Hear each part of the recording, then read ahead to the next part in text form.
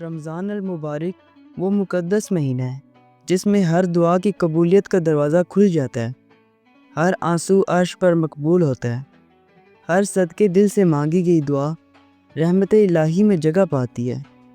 یہ مہینہ دعا کا مہینہ ہے اور سب سے افضل دعاؤں میں سے ایک دعائے تعجیل ظہور ہے۔ یہ وہ دعا ہے جس کا پڑھنا صرف عبادت ہی نہیں بلکہ ہمارا فرض بھی ہے۔ کیا ہم نے کبھی سوچا دنیا ظلم و ستم سے بھر چکی ہے، حق دبایا جا رہا ہے اور باطل اپنی طاقت کے نشے میں مست ہے، مگر اس سب کا خاتمہ کب ہوگا؟ یقیناً جب امام زمانہ ظہور فرمائیں گے، اور ان کے ظہور کے لیے دعا کرنا ہماری سب سے بڑی ذمہ داری ہے۔